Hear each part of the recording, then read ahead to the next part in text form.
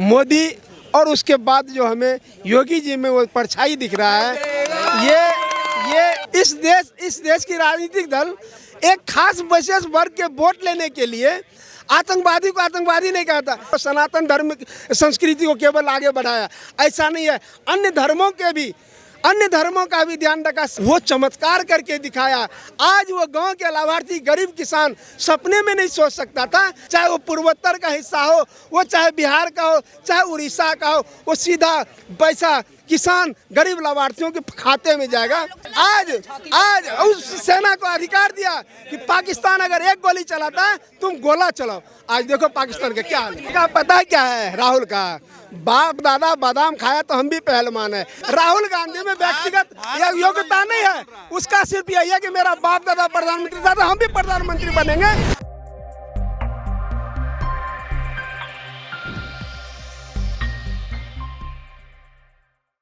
Rajesh Ranjan. Sir, आपको क्या लगता है 2024 में किसे प्राइम मिनिस्टर होना चाहिए? कौन देश को बेहतर तरीके से लीड कर सकता है? कौन लोगों को एक साथ जोड़ने की बात करता है आपके हिसाब से? निस्संदेह इसमें कोई शक नहीं होनी चाहिए।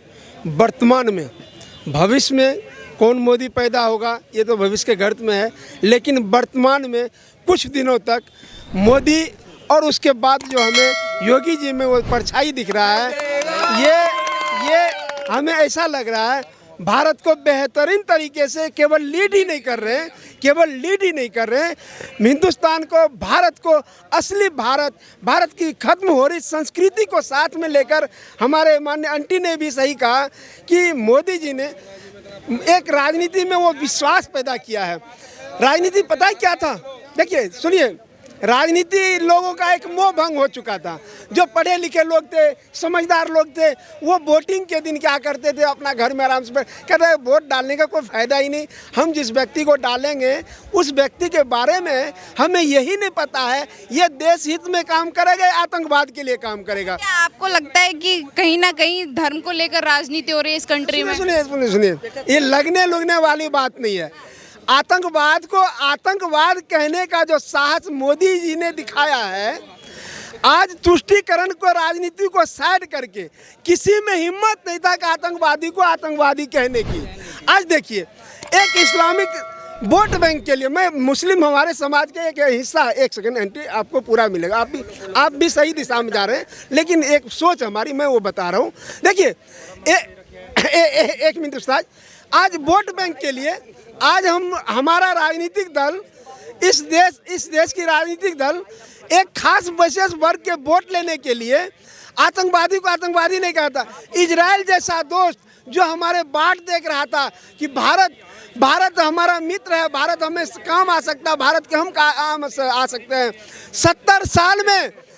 70 साल में किसी प्रधानमंत्री ने वोट बैंक की वजह से इजराइल जाने की हिम्मत नहीं दिखाई, लेकिन मोदी जी जब शासन में आए, अपने हाथ में प्रशासन लिया और जब शपथ लिया, पता है छोटे छोटे देशों का दौरा किया, जैसे भूटान।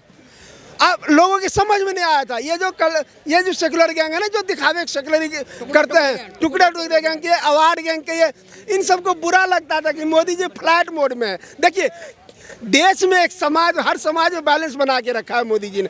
ऐसा नहीं है कि भारतीय संस्कृति को, सनातन धर्म संस्कृति को केवल आगे बढ़ाया, ऐसा नहीं है, अन्य धर्मों का भी ध्यान रखा। सब समाज का क्या, मोदी जी के योजनाओं का फायदा आपको नहीं मिलता क्या? हमें नहीं मिलता क्या? गरीब आदमी को नहीं मिलता?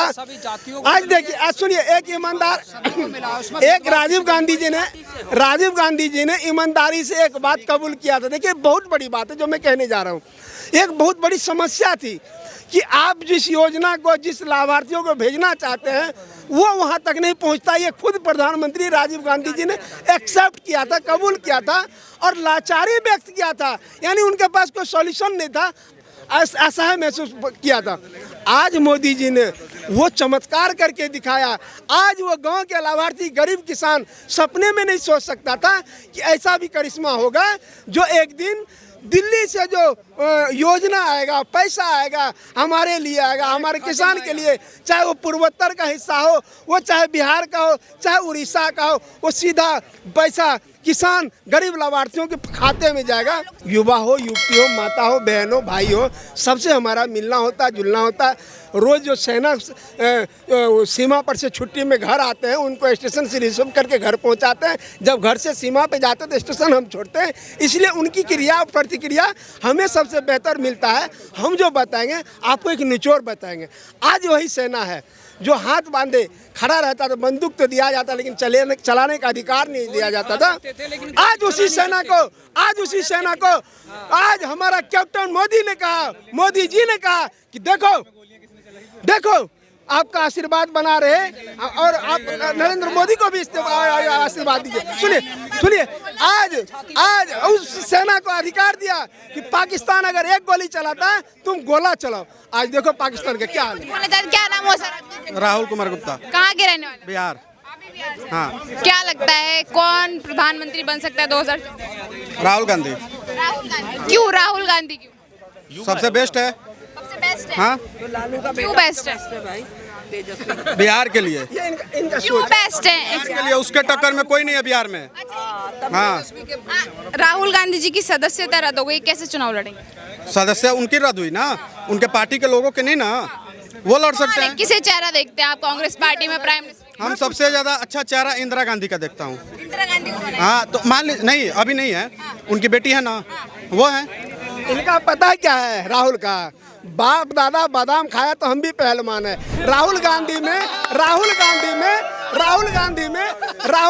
व्यक्तिगत योग्यता नहीं है। उसका सिर्फ यही है कि मेरा बाप दादा प्रधानमंत्री था तो हम भी प्रधानमंत्री बनेंगे।